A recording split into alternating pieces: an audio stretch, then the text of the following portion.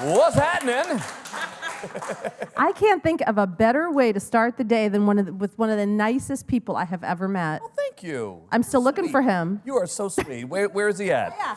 Where is he? Is he coming in anytime soon? He's gonna come on stage any minute. Oh, good. I can't wait to meet him too. No, but seriously, you are absolutely lovely, and I can't think of a better person to host the show. Thank you. So, go ahead. no, you tell me what's new on it. Well, I love this show. You know, it's the one show that, well, one has been on for now the 27th season, but it was a show that I watched when I was a young man. And when I started having kids, I watched it with them, and I watched it with my parents, and it's a show that really crosses all the lines. And how many times do you really get to sit with another family member and laugh together, right? Like, typically, you know, a show is where your parents are laughing at one thing and you're laughing at something different, and the way TV is today, it's all, you know, separated, and this is a show where, you know, we're the #1 watched show on TV where there's multiple people sitting together and watching. And that's what I love about it. I love that, and I'm really honored that I had the opportunity to be part of this show. Not to mention, you're the first African-American host of the show, which is a huge milestone. I didn't even think of that, but yeah. Amazing. You mean Tom Bergeron ain't black? What? Oh, shoot, I'm sorry. Man, I thought Tom Bergeron was black. Can someone Google that real quick? Oh, it was Bob Saget. No, he definitely not black. I mean, he definitely not black. No, I mean, it is nice. You know, I try not to look at things that way as often as possible, just because I feel like, you know, if it starts in my mind where we're all trying to be one, which is what we should all be trying to accomplish, then I don't put it out there into the world that way. So, you know, I just look at it as I'm the next host of AFV, not necessarily the first black. But I mean, it's true, I am, but it's still a really nice milestone. Right, yes, Come on. it is. You have to give yourself that. Well, it's what it says is that in certain parts of this country that we're open to saying that, you know, that a black male can lead something that is titled America. And so that, I think, would be something that, you know, I'm certainly proud of that. But like I said, I just try to look at it as I'm just the next host. Now, you have 3 kids. Yes. Have you ever been tempted, and you know what I'm going to ask, when you catch them doing something insane on video, right, to submit one of those videos? Well, you know, I can't submit them as a true contestant, but we are compiling some videos of the family for a bit on the show at some point this season. We've got a few of them already. One of me the other day, and I think we're gonna have a nice little montage at some point of Alfonso's family's flubs. Do your kids have video approval or no? No, I approve all. I am king. What do you enjoy the most about this gig? Well, one, the schedule is like the easiest thing on the planet. I work a total of 33 days a year. God, I hate you. Right? Like, and I accept that hate. Because, like, I mean, when they told me the schedule, I was like, man, I'm gonna enjoy people hating me, because I get 33 days a year total. Like, and we tape 11 days a year. You know, because we do two every time we tape, right? And we shoot 22 episodes, and it's just like, so women, y'all gonna pay me how much? For that little? This is good. So I'll start with that. But honestly, you know, all kidding aside, you know, all being funny aside, it's being able to go to work and laugh, right? And being able to sit there and when we're shooting the show and laughing with an audience that are all different ages, all different demographics, all laughing at these videos together. And I'm watching them for the 4th and 5th time, and I'm still laughing out loud at these videos. And to me, that is what that's what separates this show from all the other shows that are out there, right? Yeah, you've got, clip shows that are, funny videos and stuff, but, they're people hurting themselves or they're practical jokes. And this is just people in their homes, in their yards, in their life, sending in videos of them doing some of the most idiotic things on the planet, but clearly they sent it in, so they're okay with us laughing at them. And you get to do it, and you get to laugh every day you go to work. There's no better circumstance in your life when that's what you get to do. We all, look at work as negative, right? Like, oh, I got to go to work today. I'm like, man, I get to go to work today, And the get and have to, it really changes how you look at life. And I feel like I'm so fortunate to have this opportunity to love what I do every day I'm doing it. Because if you love what you do, it's not work. It's not work to me. I get to go to work, and that's a special thing. Look, I've been in this business since 1979, and to still be here in 2016, as busy as I've ever been, is mind blowing to me, because I'm like, well, I'm still doing what I love to do when most people never get an opportunity to even do what they love to do. And here I am, 36 going on 37 years later. I feel like I'm truly one of the most blessed people on this planet, and I cherish it and I honor it, and I feel like I try to honor it for the fans and for the people that are in my life, because I want everyone to know how appreciative I am that I get to still do what I love to do. Well,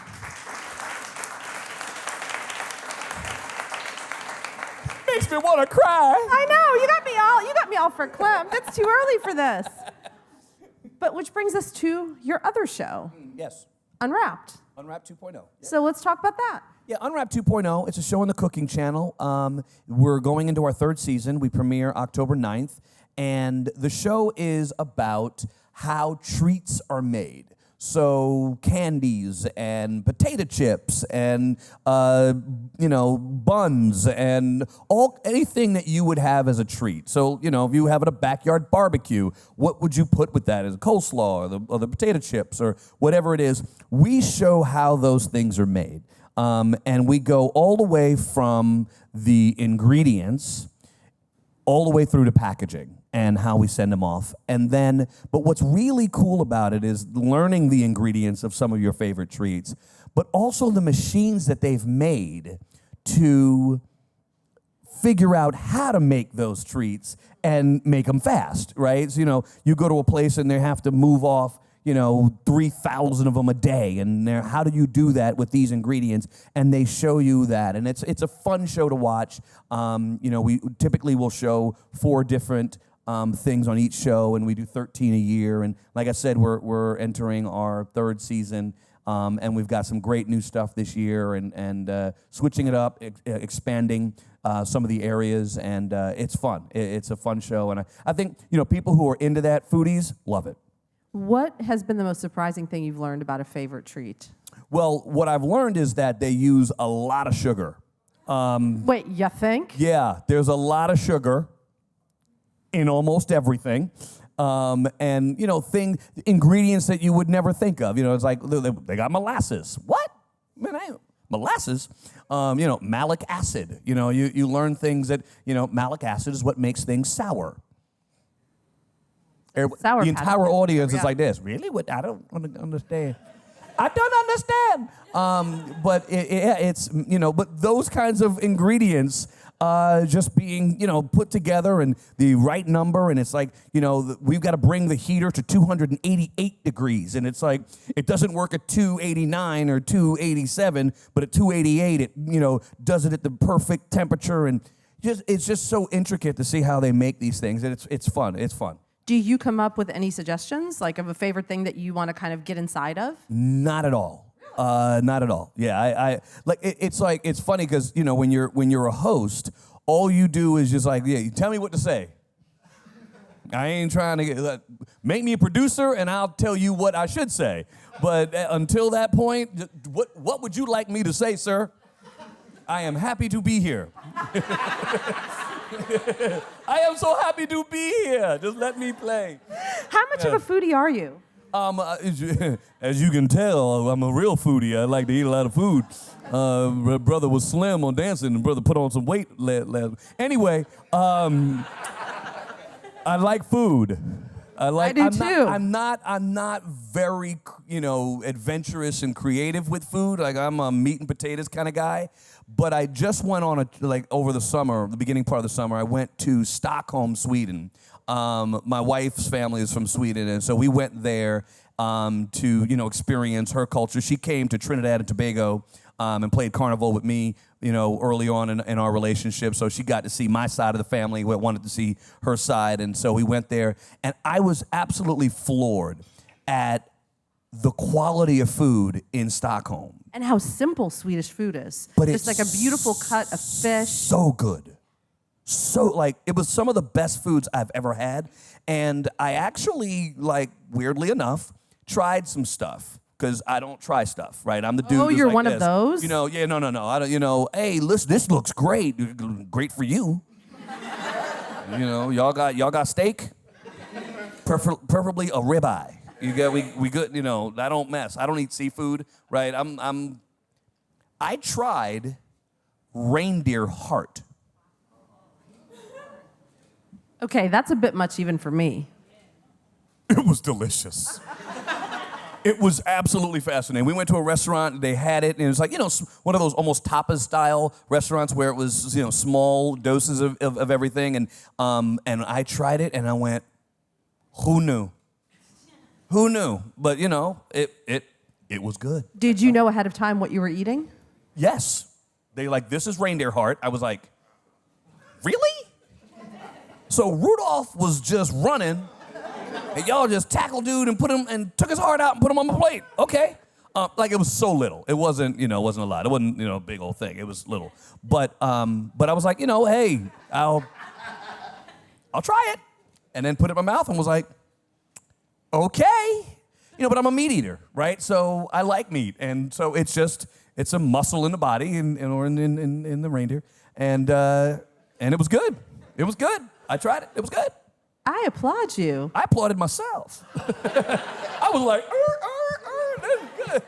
Now, I need to ask you a very, very, I need you to be fearless right now. Okay, fearless. And look into the future. Look into the future. As a former Dancing with the Stars winner, who do you predict as the victor of this season? This season seems interesting to me. It's similar to my season in one way, that there's one clear favorite, where since my season there have been, 3 or 4 really good, any one of those 3 or 4 could win it. This season, Lori Hernandez is the clear favorite to win on the dance floor. The question is as I know, and some know, that it's not about the best dancer, right? The show is about a journey. The show is about improvement. It's personality. There's a lot of manipulating that you're doing going on, and how you manipulate the producers and what weeks you do what dances, and are you doing your best dances early? Are you saving some of them for late? There's a lot that goes into pulling out a win on the show versus being the best.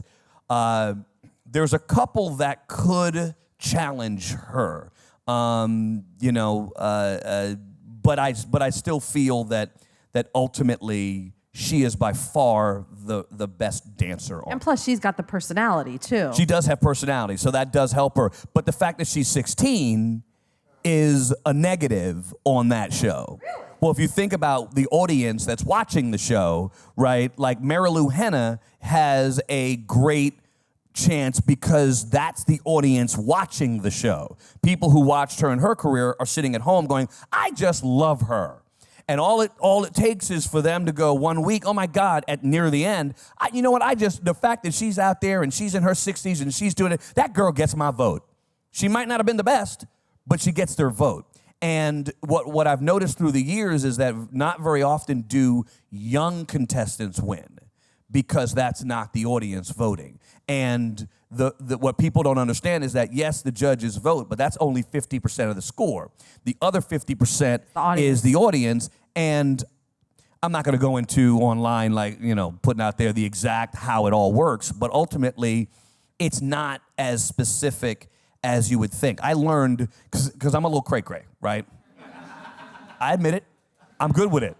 But I want to know specifics, right? So when I came on the show, I told other people the rules, like my partner, like other people's partners. I was like, yes, so the rules state that, and they'd be like, how do you know that? I'm like, because I read it. I studied it. Like, I studied the rules. I read my contract. I read everything to understand. And they were like, I was like, all right, so week 5 is, switch up week. And they're like, how do you know this already? I was like, he gave it to you. Because you didn't read it doesn't make me smart. But it does. No, it just makes you stupid. You reading it, like I always used to say to people when I was younger, I was like, doing your homework doesn't make you good. That's what you're supposed to do. You're supposed to do your homework. You're not special when you I listened in class today. You're supposed to listen. So I actually learned all the rules. I learned how the scoring went, because to me, it's it's a reality show, right? So, would you go on to a Survivor and not have a strategy, right? You got to have a strategy on how to do it. So I would go in there. I went in there with a full strategy. All right, so this week I'm going to do this, and then this week I want to do this, and that week, and we're going to save some of these dances for the end. And so I had a full strategy for the entire time.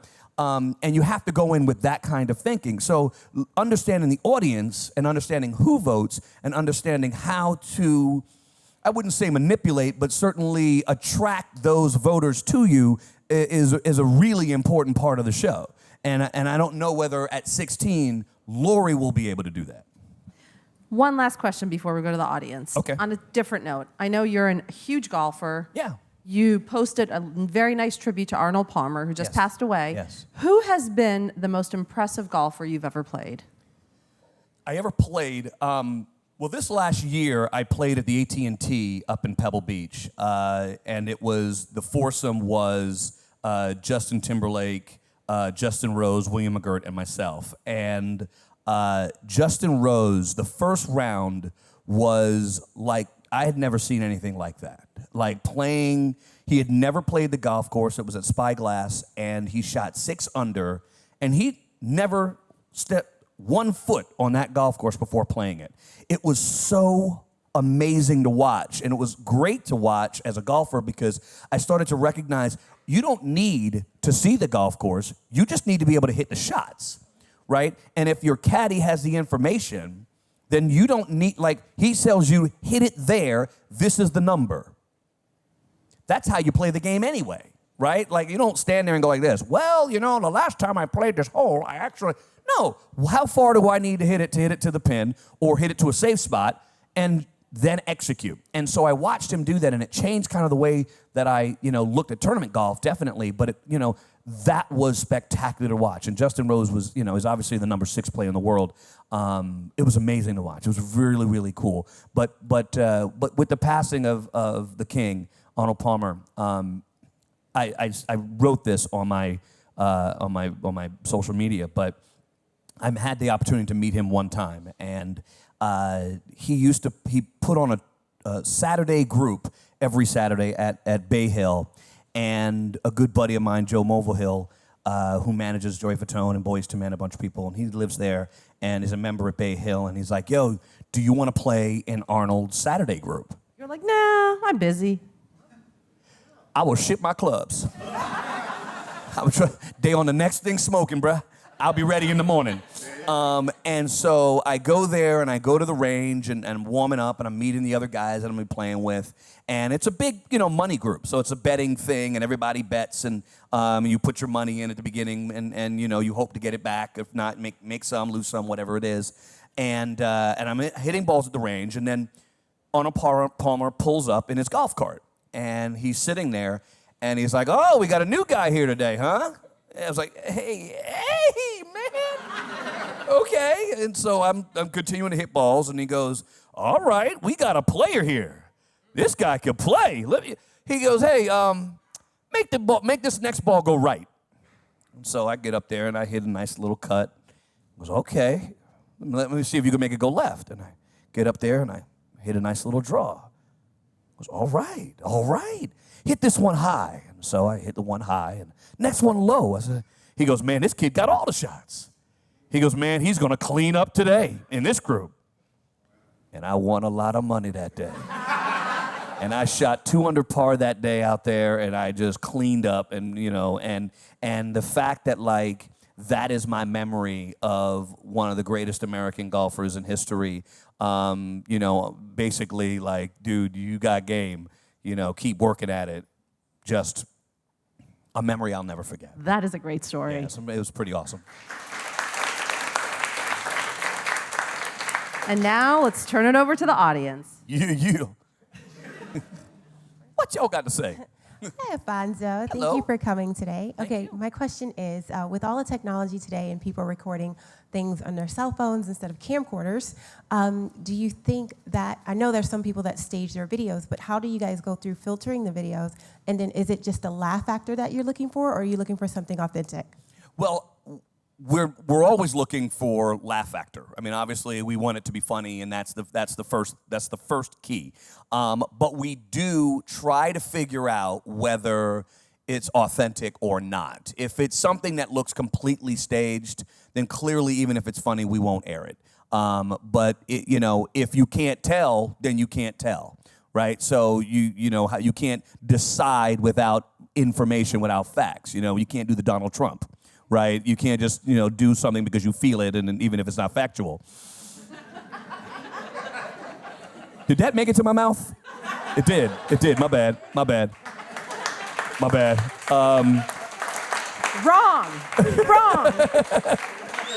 My bad.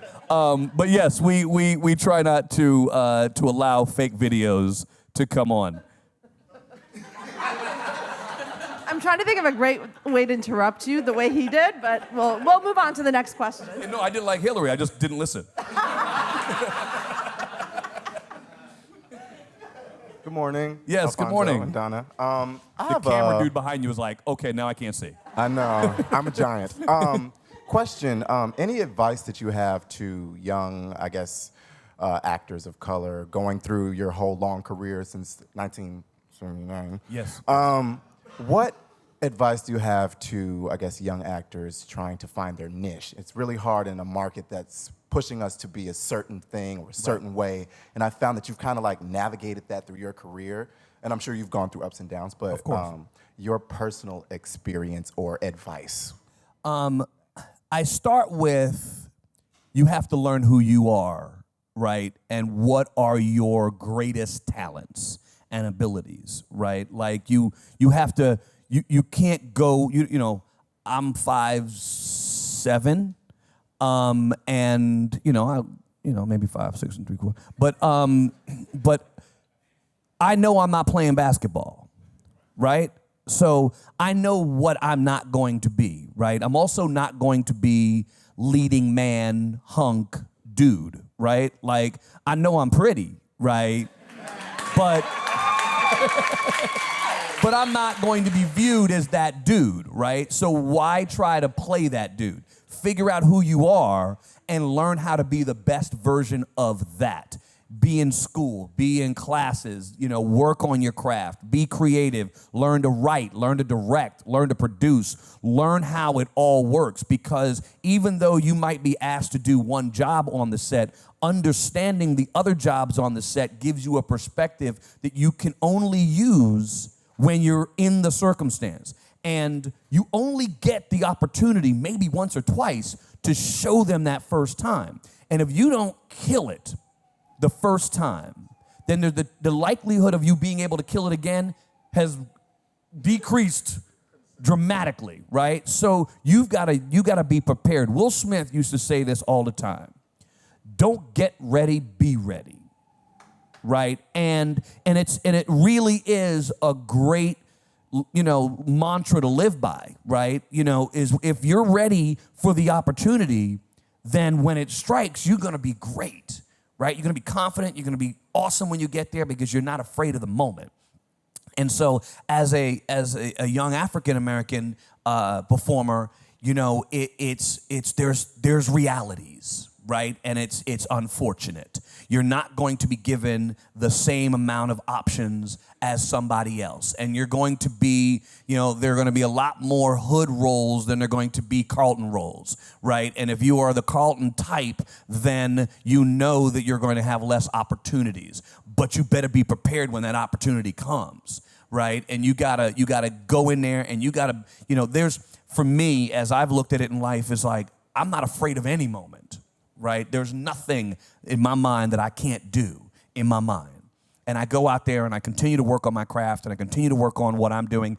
And the worst thing I think any performer can do is not be okay with a critic, is not be okay with taking someone saying to you, that really wasn't that great, or you could be better at this. And what happens is we all need our protective ego saying, hey, man, I'm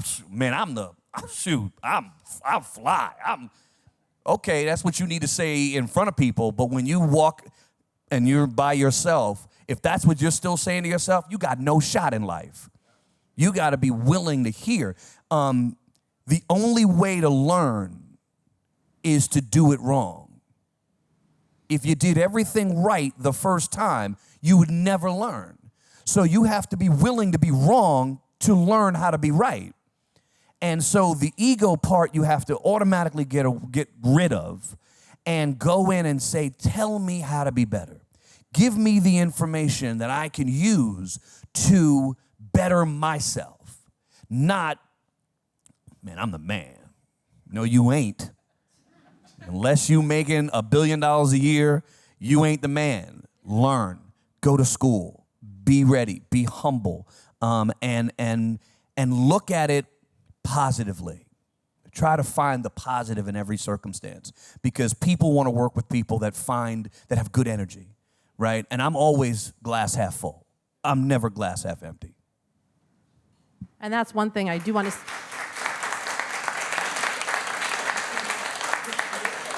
And I preach on, brother. No, but I did want to close out this interview by saying that you are incredibly professional. You're polite. You're nice, and you're so pleasant to be around, and I think that goes such a long way too. Thank you. In any industry, but especially in this industry. Well, it's, look, I've had my ups, I've had my downs. I've had great times, I've had difficult times. But those difficult times, I don't look at as, bad times. Mm-hmm. I look at them as difficult times.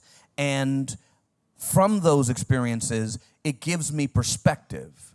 And it's why I can sit here and be like, I'm almost 37 years in this business and I'm still doing it. Man, not the other side, which would have been, I've been 37 years in this business and I'm still having to go out there and struggle and work hard to get people to see me and what I do, and I can do, I've been showing all these years and I could do all that. Well, that's the wrong attitude.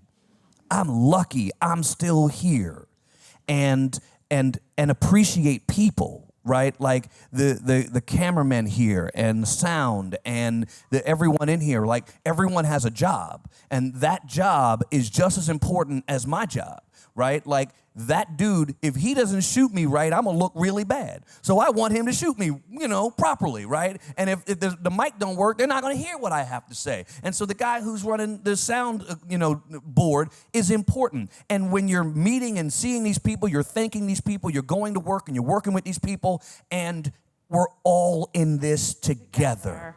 And if you understand that, then you understand your perspective, and you understand that, it's so much easier to be nice than to be an a-hole. It's so much easier. And I'm not the one. I'm the one of many. And tell us when we can watch both of your shows. Well, AFV will premiere October 2nd, 7, 6 Central on ABC. And Unwrapped 2.0 premieres October 9th on the Cooking Channel, starring at 9 Eastern. Thank you so much for being here. Thank you. Thanks for having me. Thank you guys. You guys were awesome.